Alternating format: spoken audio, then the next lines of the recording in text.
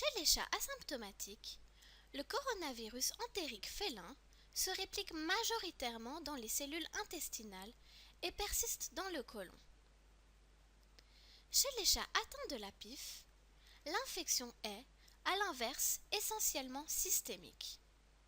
Le coronavirus de la péritonite infectieuse féline a une plus grande affinité pour les monocytes et les macrophages que pour les entérocytes. Le coronavirus de la péritonite infectieuse féline a donc pour cible des cellules différentes au coronavirus entérique félin et deux théories opposées tentent d'en expliquer la raison. La première hypothèse est celle de la mutation interne ou in vivo du coronavirus entérique félin, donnant ainsi une virulence au coronavirus entérique félin et lui permettant de développer la PIF. Le coronavirus de la péritonite infectieuse féline proviendrait, dans ce cas, d'une mutation du coronavirus entérique félin à l'intérieur du chat infecté. La deuxième hypothèse est celle de la circulation externe de deux virus distincts, le coronavirus entérique félin avirulent et le coronavirus entérique félin virulent, nommé le coronavirus de la péritonite infectieuse féline. Ici, le coronavirus de la péritonite infectieuse féline n'aurait aucun lien avec le coronavirus entérique félin. Comme tous les virus à ARN, les coronavirus sont particulièrement enclins aux mutations. Lors de la réplication de l'ARN viral, une enzyme, l'ARN polymérase, laisse naître en moyenne une mutation par 10 000 nucléotides. Le génome des coronavirus représente environ 30 000 nucléotides, ce qui voudrait dire qu'à chaque cycle de réplication, 3 mutations ont lieu. Ces mutations pourraient donner au coronavirus entérique félin sa virulence et induire la PIF. Plusieurs études ont tenté d'identifier la mutation responsable de la pathogénèse de la PIF. Elles ont suggéré des différences de séquence dans la protéine de surface et dans les protéines non structurales.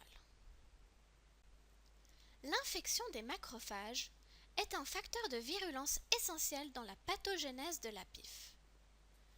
Alors que les coronavirus entériques félins non virulents se répliquent principalement dans les cellules intestinales, les coronavirus de la péritonite infectieuse féline ont acquis la possibilité de se répliquer de façon efficace dans les macrophages, ce qui permet une rapide dissémination du virus virulent à travers le corps. Afin d'identifier la cause génétique de ce tropisme pour les macrophages, Rottier et al. Ont procédé à des recombinaisons d'un coronavirus de la péritonite infectieuse féline de type 2 avec un coronavirus entérique félin de type 2 génétiquement proche. La capacité des virus hybrides à infecter les macrophages a été mesurée. Dans l'expérience, le coronavirus entérique félin ainsi qu'une recombinaison sauvage du coronavirus de la péritonite infectieuse féline ont également été utilisés comme virus de contrôle. Cette figure nous dévoile que les coronavirus de la péritonite infectieuse féline réassortis avec le groupe de gènes 3A au gène de la nucléocapside du coronavirus entérique félin infectent fortement les macrophages. Il en est de même pour les coronavirus de la péritonite infectieuse féline réassortis avec le gène de la polymérase du coronavirus entérique félin. De façon similaire, les coronavirus de la péritonite infectieuse féline où il manque le groupe de gènes 3ABC ou 7AB infectent tout aussi bien les macrophages. De ce fait, nous pouvons déduire que ces gènes ne sont pas utiles au coronavirus de la péritonite infectieuse féline de type 2 pour infecter les macrophages. Par contre, le coronavirus de la péritonite infectieuse féline réassorti avec le gène du spicule du coronavirus entérique félin montre une très faible infection des macrophages. Ainsi, le spicule des coronavirus de la péritonite infectieuse féline de type 2 apparaît être déterminant à l'infection des macrophages. Rottier et Hall ont également voulu déterminer quelle région du spicule des coronavirus de la péritonite infectieuse féline de type 2 permet leur tropisme pour les macrophages. Le spicule comporte deux régions principales. La région N-terminale, qui sert à reconnaître les récepteurs viraux, et la région C-terminale, qui joue un rôle essentiel dans la fusion des membranes. Cette figure nous montre clairement que le spicule du coronavirus de la péritonite infectieuse féline, réassorti avec la région N-terminale du coronavirus entérique félin, infecte les macrophages de manière comparable au coronavirus de la péritonite infectieuse féline de contrôle. Cependant, s'il est réassorti avec la région C-terminale du coronavirus entérique félin, l'affinité pour les macrophages s'avère être faible, donc analogue à celle du coronavirus entérique félin de contrôle. Le résultat nous confirme ainsi que la partie C-terminale du spicule des coronavirus de la péritonite infectieuse féline de type 2 est responsable de leur tropisme. Comme la région C-terminale du spicule joue un rôle dans la fusion des membranes, nous pouvons retenir que la différence d'affinité des coronavirus de la péritonite infectieuse féline et des coronavirus entériques félins pour les macrophages n'est pas due à l'utilisation de différents récepteurs viraux. La divergence a lieu au niveau de l'entrée cellulaire. Comme le sérotype 1 est plus commun dans la population féline, Chang et Hall ont voulu apprendre si l'acquisition du tropisme pour les macrophages chez les coronavirus de la péritonite infectieuse féline de type 1 induit les mêmes principes que chez le sérotype 2. En se focalisant uniquement sur le gène du spicule, il montre que la différence de nucléotides entre les coronavirus entériques félins et les coronavirus de la péritonite infectieuse féline de sérotype 1 se trouve également, dans plus de 95% des cas, dans la région C-terminale du spicule. Pourtant, Chang et Hall affirment que si seules ces mutations permettaient aux coronavirus entériques félins de type 1 d'acquérir leur virulence, la PIF serait une maladie plus fréquente. De ce fait, d'autres mutations semblent toutefois nécessaires au coronavirus entérique félin pour déclencher la maladie de la PIF. La récente expérience menée par Chang et Hall sur 27 chats infectés par le coronavirus entérique félin et 28 chats atteints de la PIF découvre que l'expression de la protéine non structurale 3C est indispensable à la réplication intestinale du coronavirus entérique félin, mais pas obligatoirement nécessaire à la réplication systémique du coronavirus de la péritonite infectieuse féline. Alors que le gène 3C reste sans exception intact chez tous les coronavirus entériques félins, il est généralement muté chez les coronavirus de la péritonite infectieuse féline. En effet, leurs résultats montrent les différentes mutations du gène 3C observées chez les coronavirus de la péritonite infectieuse féline dans les tissus lésés des chats atteints de la PIF. Nous pouvons constater que la délétion de nucléotides dans le gène 3C est la mutation la plus fréquente en comparaison avec les mutations non-sens, les insertions et les combinaisons de celles-ci. La plupart de ces mutations résultent en une fin prématurée de la transfation. Toutefois, étant donné que ces mutations n'apparaissent pas chez tous les coronavirus de la péritonite infectieuse féline, elles ne semblent pas être les seules causes directement responsables de la PIF. Dans leurs résultats, nous pouvons voir que Chang et Hall ont aussi analysé les fesses des chats atteints de la PIF. Dans la majorité des échantillons, l'ARN du coronavirus félin n'était pas perceptible même avec l'utilisation d'une RT-PCR à haute sensibilité. Ils expliquent ces résultats par le fait que la PIF, en causant la mutation du gène 3C, supprime l'infection primaire intestinale au profit de l'infection systémique ou la réduit à un faible niveau non décelable. Par contre, chez 29% des chats atteints de la PIF, l'ARN du coronavirus entérique félin demeure intact. et dans seulement 0,06% chez le chat numéro 12, l'ARN muté du coronavirus de la péritonite infectieuse féline se retrouve dans leurs fesses. Ce dernier résultat expliquerait la faible incidence des cas de PIF, puisque les coronavirus de la péritonite infectieuse féline ne se répliquent que très rarement dans l'intestin et n'est, par conséquent, qu'exceptionnellement excrété dans les fesses. Afin d'expliquer la présence d'ARN du coronavirus entérique félin dans les selles des chats malades, Chang et al. Suggèrent une superinfection de ceux-ci par les coronavirus entériques félins des chats asymptomatiques présents dans leur environnement. En effet, nous pouvons percevoir dans le groupe C que chez le chat numéro 107 atteint de la PIF, la séquence du gène 3C du virus systémique est génétiquement plus proche de celle du coronavirus entérique félin du chat numéro 179 vivant dans le même milieu que lui. Alors que le virus intestinal est identique au coronavirus entérique félin de ses compagnons numéro 113 et 176. Ainsi, nous pouvons imaginer que le chat numéro 107 a été premièrement infecté par le coronavirus entérique félin 179, qui a muté, a quitté l'intestin et a induit la PIF. Il a ensuite été doublement infecté par les coronavirus entériques félins 113 et 176. Ces résultats soulignent que les porteurs sains favorisent les superinfections des chats atteints de la PIF.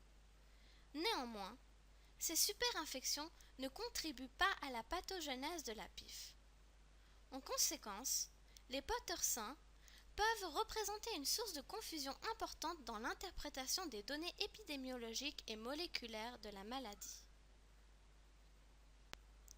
L'existence de coronavirus entérique félin bénin et de coronavirus entérique félin pathogène circulant librement dans la population féline est une hypothèse alternative à celle de la mutation in vivo du coronavirus entérique félin.